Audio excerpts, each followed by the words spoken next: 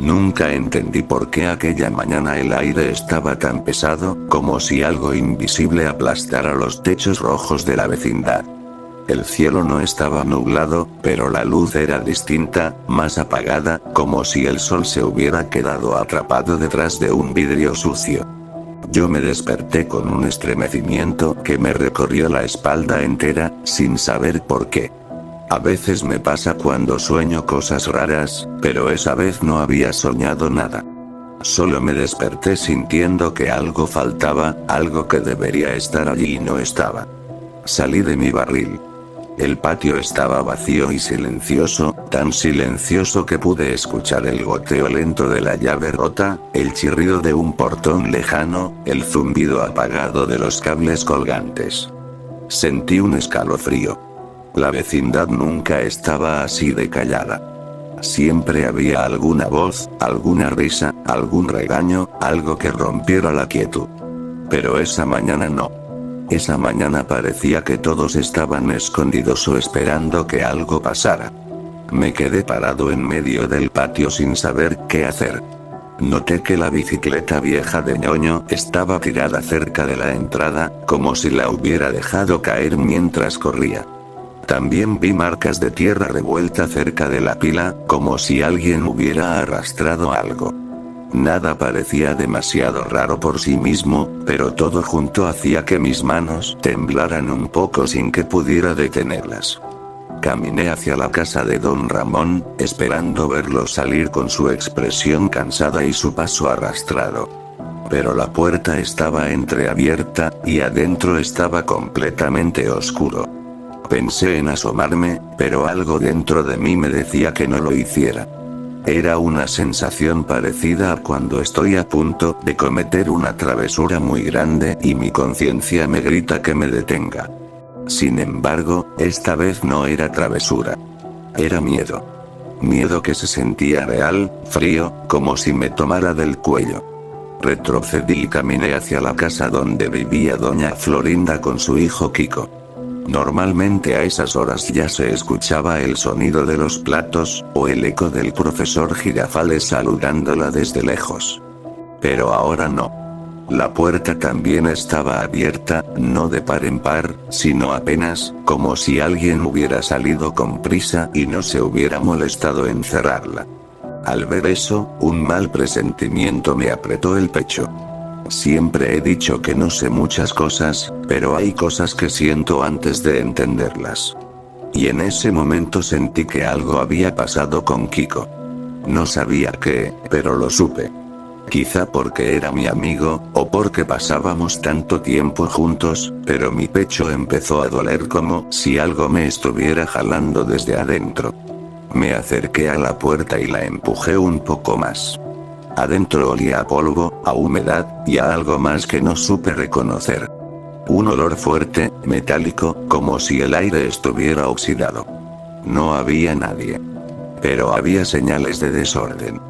Una silla tirada, un muñeco roto en el suelo, una ventana abierta con la cortina moviéndose con el viento, como una mano fantasma haciéndome señas. Sentí que mi corazón empezó a latir más rápido. No sabía si entrar o salir corriendo. Pero entonces escuché un sonido. No fue un grito. No fue una voz. Fue un golpe seco, lejano, como si algo pesado hubiera caído en algún rincón de la vecindad. El eco retumbó en las paredes y se metió dentro de mis oídos.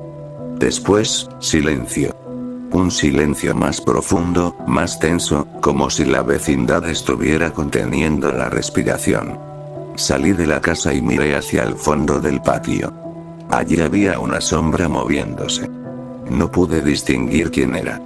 Parecía alguien alto, o quizá algo más delgado y desproporcionado. No caminaba normal. Se desplazaba como si no pesara nada, como si sus pasos no tocaran el suelo. Quise gritar, pero del susto mis palabras se quedaron atoradas. Cuando parpadeé, la sombra ya no estaba. Lo único que quedaba era el eco de ese golpe que seguía dándome vueltas en la cabeza. Caminé hacia el callejón que daba al fondo de la vecindad, ese que siempre evitaba porque las paredes eran húmedas y olía a encierro. pero algo me decía que tenía que ir ahí. No sé si era curiosidad o miedo. A veces se parecen tanto que no sé distinguirlos.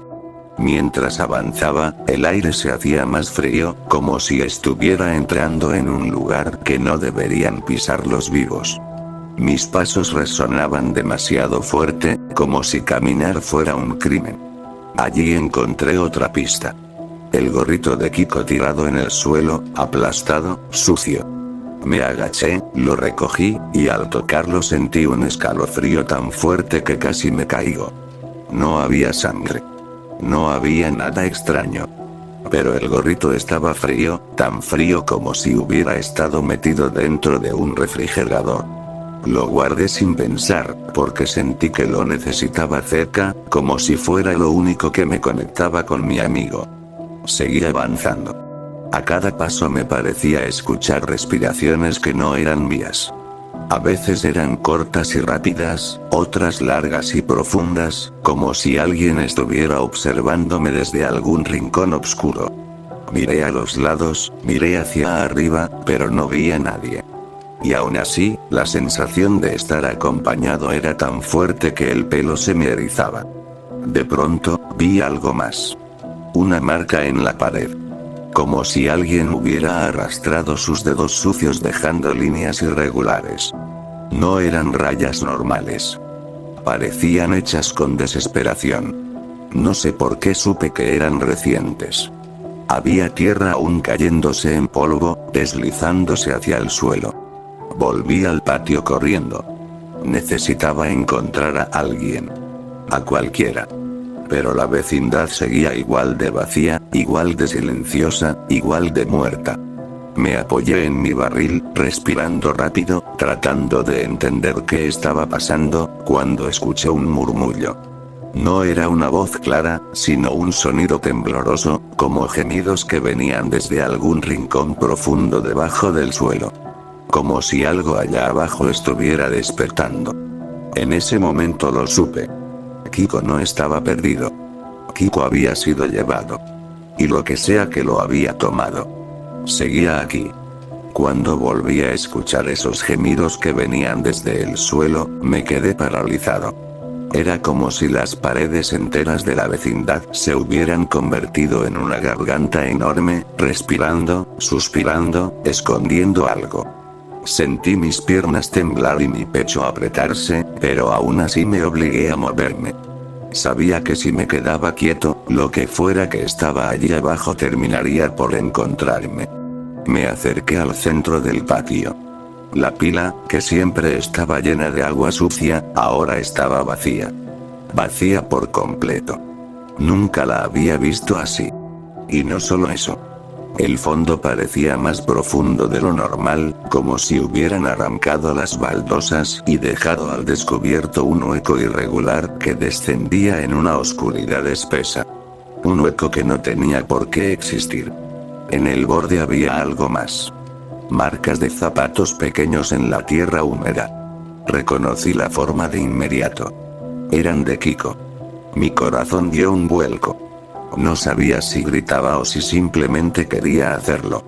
Metí la mano al bolsillo, sentía el gorrito frío, como si me estuviera diciendo que debía seguir adelante, aunque cada parte de mi cuerpo quisiera huir. Miré dentro del hueco.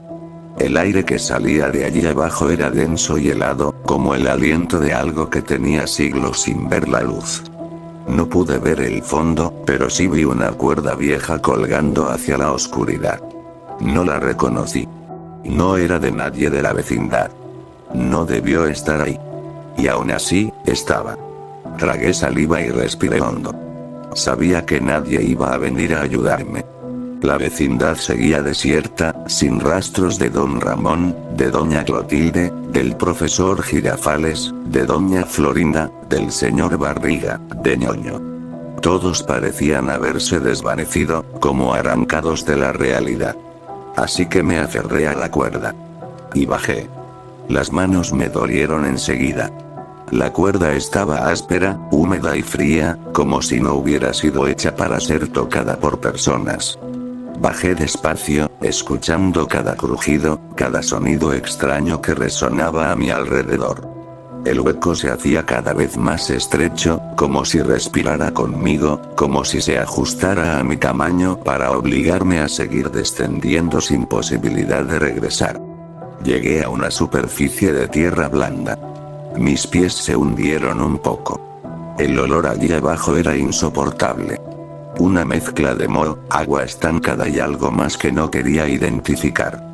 La oscuridad era casi total, pero había una luz tenue que venía de algún lugar al fondo, como un brillo tembloroso que parecía moverse, latir. Caminé hacia ella. Cada paso resonaba como si no caminara sobre tierra, sino sobre algo hueco. Escuchaba murmullos a mis espaldas, respiraciones cortas cerca de mi cuello, como si manos invisibles quisieran tocarme. Cada tanto volteaba y no veía nada, pero sentía la presencia. Una presencia pesada, vigilante, expectante. Y entonces lo escuché. Un sollozo. Débil. Muy débil. Mi corazón se detuvo por un segundo. Sabía quién era antes de siquiera pensarlo. Corrí hacia la luz temblorosa. El terreno se hacía más resbaloso, más inestable. La luz aumentó un poco, revelando paredes de tierra húmeda y formas extrañas dibujadas con barro seco, como figuras humanas distorsionadas, como sombras atrapadas en el suelo. Cuando llegué al centro de esa cámara subterránea, vi algo que me hizo temblar entero. El gorrito que tenía en mi bolsillo. Ya no estaba. Lo vi tirado frente a mí, sobre un montón de tierra removida. Y al lado, una figura arrodillada, encorvada, con los hombros temblando. Era Kiko. O eso pensé al principio. Me acerqué despacio. Su cuerpo se veía rígido, como si hubiera perdido toda la fuerza. A unos pasos de distancia, entendí que no estaba arrodillado. Estaba sostenido por algo detrás de él. Algo que primero confundí con sombras, pero que luego se movió. No vi su rostro. No quería verlo. La cabeza estaba ladeada hacia abajo, como si no pudiera sostenerla por sí mismo. Y detrás de él había una figura alta. Muy alta. Era tan delgada que parecía que sus brazos y piernas no tenían huesos, solo piel tensada, oscura por la humedad de la tierra. No se parecía a nadie de la vecindad. Su rostro no tenía forma definida, como una mancha oscura que cambiaba con cada segundo, como si imitara expresiones humanas sin entender ninguna. Se inclinó hacia mí. No caminó. No avanzó. Solo. Apareció más cerca, sin sonido, sin movimiento perceptible. Su presencia me aplastó. No sabía si estaba respirando o si el aire se había ido para siempre. Me quedé congelado, incapaz de correr, incapaz de gritar. La figura levantó una mano larguísima, fina, casi transparente. Y señaló a Kiko. Después señaló el techo. O lo que yo creí que era el techo, hasta que entendí la verdad. No estaba señalando arriba. Estaba señalando la vecindad. Como si quisiera decirme que lo que había pasado con Kiko no terminaría allí abajo. De pronto, la luz temblorosa se apagó. Todo quedó en un negro absoluto.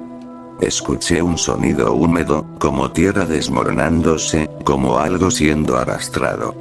Sentí como el suelo vibraba bajo mis pies, como si algo grande estuviera desplazándose, rodeándome, buscando algo. Buscándome. Corrí. No sé cómo encontré el camino de regreso, pero mis manos dieron con la cuerda. Subí sin mirar hacia abajo. Las paredes parecían cerrarse, rozando mi espalda, mi cabeza, mis piernas. Sentía dedos invisibles tratando de alcanzarme. Subí con todas mis fuerzas hasta que vi la luz del patio. Cuando salí, la cuerda desapareció. El hueco se cerró, como si nunca hubiera existido. Me di la vuelta, respirando con dificultad. La vecindad seguía vacía. Pero ahora no se sentía abandonada. Se sentía ocupada. Distinto. Como si algo hubiera subido conmigo. Esa noche nadie volvió. No escuché risas, ni regaños, ni pasos. Solo escuché, muy cerca de mi barril, la respiración lenta de algo que no debía estar allí. Un ritmo profundo, húmedo, como si la tierra misma respirara bajo mis pies. Y desde entonces, cada vez que cierro los ojos, veo el gorrito de Kiko hundiéndose en la oscuridad. Y veo la figura larga, estirada, subiendo detrás de mí. Yo sé que sigue aquí. Sé que no ha terminado. Sé que me está esperando. Y sé que la vecindad ya no es para niños. Nunca lo fue.